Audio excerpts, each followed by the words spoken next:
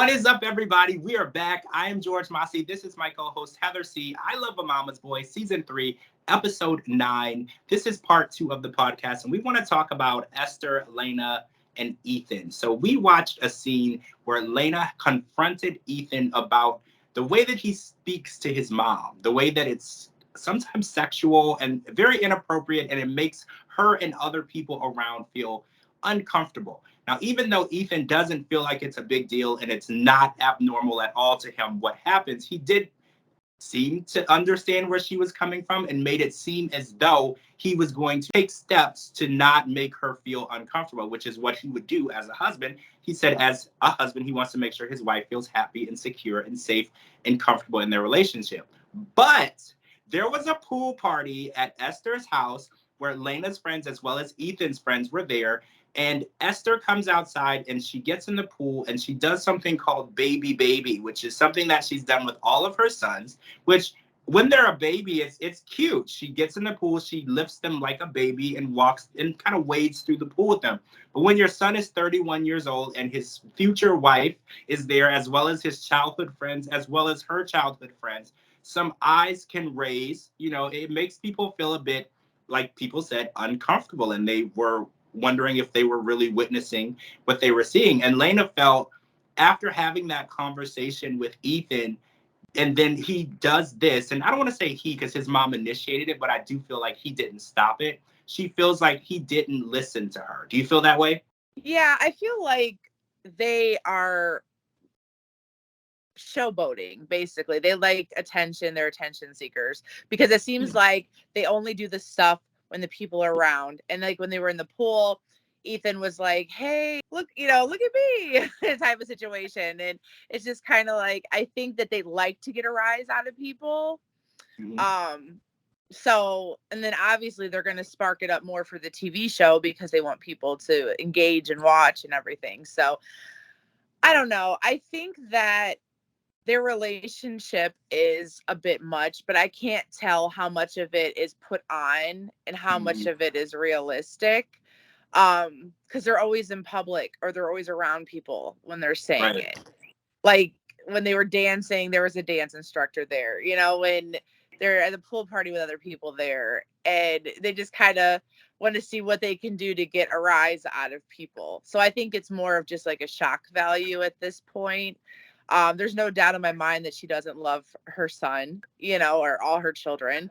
But I think that she just likes to get under people's skins and Yeah. make people be like, whoa, what is going on here? You know what I mean? I think it's more of just that. That's what I'm getting from it.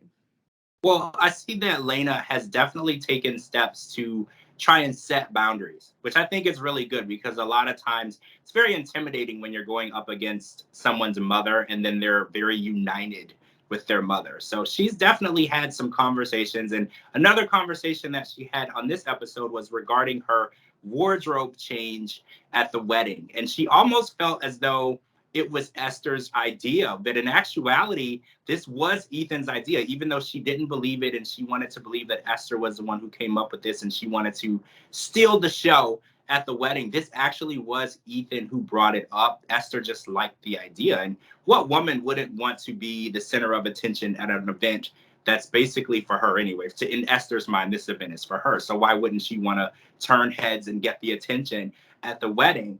But do you feel like Lena's always going to be having these conversations and trying to set boundaries, or do you feel like they're listening to her? Because I feel like if you're always going to have to try and set boundaries with people, how long is it going to take before you're sick of talking and no action? Because she did say, she said, I asked him to stop the sexual talk with his mom, and then here we are once again in front of my friends going through this again. Like, how do you feel about the boundaries and them taking the advice?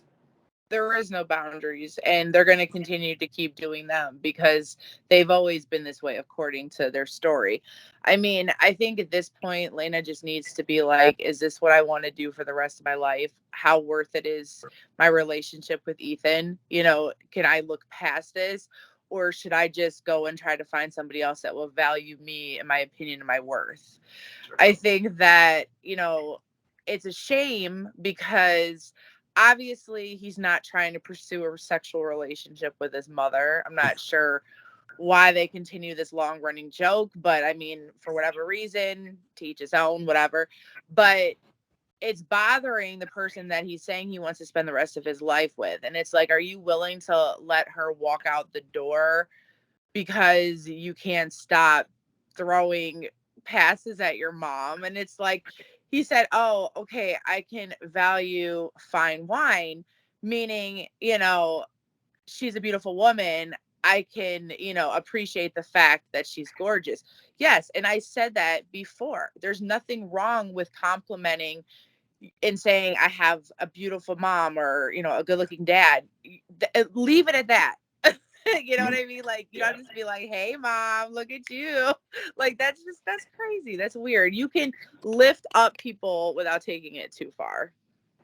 So let's talk about this dinner party, right? So we heard about this dinner party last week, and we knew that Emily wanted to cook for Layla. At least that's what we were under the impression of. So apparently, Emily said that she's not a great cook, so she ordered takeout, and she was trying to pass it off as her own, but she left most of the food in takeout containers. So I'm not even sure if she was trying to pass it out as her own food or not, but there was a uninvited guest. So apparently Shakib's dad was unable to make it, which we knew, and we knew that Layla had a plan to bring Yusra to the dinner as her plus one. And apparently Emily nor Shakib knew that this plan was taking place. So everyone was caught by surprise, and it went exactly how we suspected. It was very awkward, and everyone was very standoffish. Even Yusra, everyone had a very negative attitude towards each other. And Layla felt very uncomfortable with Emily talking about sex. And Layla doesn't bring up sexual things in conversation. She's an old-fashioned mom, so she doesn't talk that way with people that are younger than her. And it got really awkward. And she actually admitted during the dinner she does not want Shakib to marry Emily, which we all knew. She just never said it to her face. And it's really showing that what she would do for Shakib has no bounds. Bringing a woman to a dinner with his girlfriend, she has no bounds. She will do everything that she can to make sure Shakib ends up with the woman that he wants to be with. And we actually saw Shakib storm off as though he agreed with what his mother was doing. So where do you stand on that? Do you think that Shakib should have stayed there and consoled Emily, or do you think that it was the right thing for him to do to go to his mom because she was hurt? I don't blame Shakib for, leaving and going to see where his mom is, because first of all, Layla should have never invited Yusra to the party without saying something first. There's plenty of ways to express your, opinions on somebody without making everybody feel uncomfortable, because it backfired.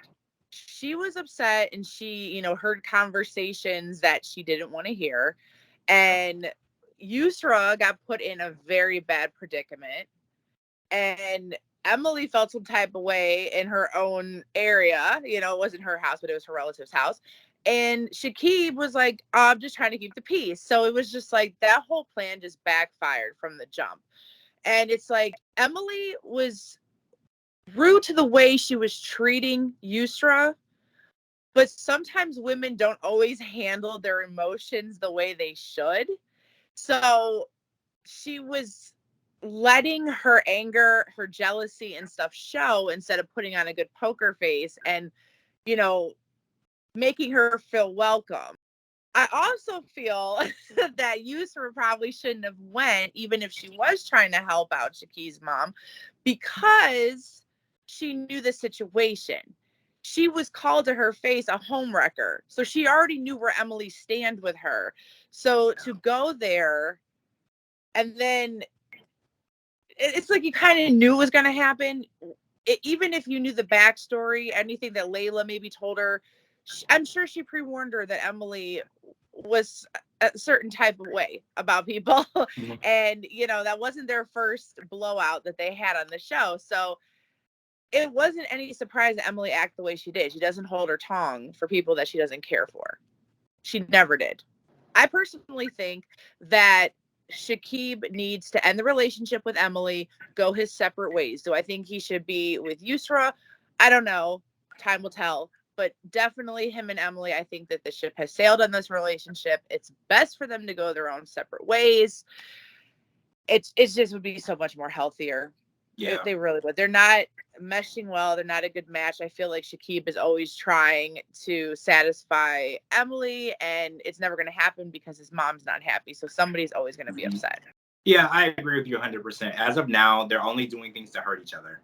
And if Yeah. that's where your relationship has ended up, it's time to call it quits and let each other be happy. And like you said, regardless of who it's with, you're not happy together because Emily went on a date with someone else. Shakib went on a date with someone else. Like, they're doing things that are just intentionally hurtful, and you should never get to that point. All right, that's it for part 2. That's what we saw. Next week, we'll check back in with Robert, Christy, and Nancy and see where they're going with their relationship, if there is still one after that DNA test. Thanks for joining us. I'm George Mossey. This is my co-host, Heather C. Make sure you're live tweeting with us every Sunday night. It's right after 90 Day Fiancé for I Love a Mama's Boy. We'll talk to you all really soon.